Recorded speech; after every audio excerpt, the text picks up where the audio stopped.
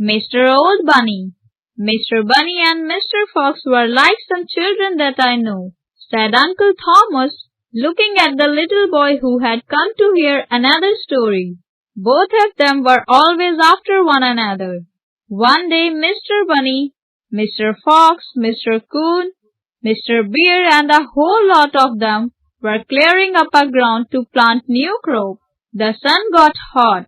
Mr. Bunny got tired, but he didn't give up because he was afraid that the rest of them would call him lazy. He kept carrying away the rubbish and piling up the bush, which was being cleared. Then suddenly he yelled out that he had a thorn in his hand. He slipped off to look for a cool place to rest.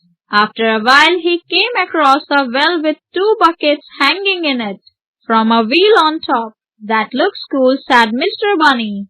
I'll just get in there and take a quiet nap. With that he jumped into one of the buckets. As soon as he did that, the bucket just went down into the well. Wasn't the bunny scared, Uncle Thomas? Asked the little boy. Dear, there hasn't been a beast more scared since the world began than Mr. Bunny was then. He was so scared that he almost got a fever. Very soon he felt the bucket hit the water. Mr. Bunny kept mighty still because he didn't know what was going on. He just lay there shivering with shock. Now Mr. Fox always had one eye on Mr. Bunny. He saw him slipping away from the ground. Mr. Fox sneaked after him. He knew Mr. Bunny was up to something, so he followed him quietly. Mr. Fox saw Mr. Bunny coming to the well and stopped. Then he saw him jumping into the bucket. Next he saw him going down and off sight. Mr. Fox was the most astonished fox that you ever laid eyes on. He sat there in the bushes and thought, but he couldn't make head nor tail of it at all. Then he said to himself, well, I know what it is. Mr. Bunny keeps his money hidden down in that well.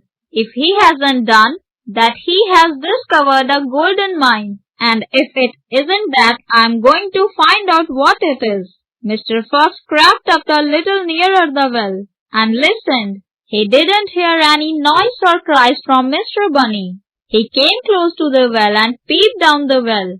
He didn't see anything, and he didn't hear anything.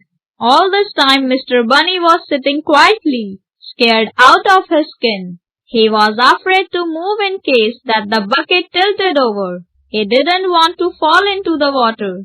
Then he heard Mr. Fox shout out, Hey, Mr. Bunny, who are you visiting down there? Oh, I'm just fishing, Mr. Fox, said Mr. Bunny. I thought I had got you all some fresh fish for dinner. Why don't you come and help me bring up the fish? Said Mr. Bunny. How will I get down there, Mr. Bunny? Jump into the bucket, Mr. Fox. It will bring you down safe and sound. Mr. Bunny talked so sweetly and cheerfully that Mr. Fox jumped into the bucket.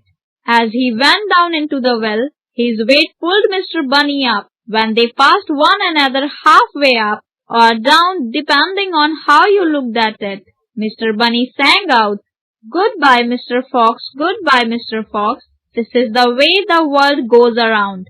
Some go up and some go down. You'll get to the bottom all safe and sound.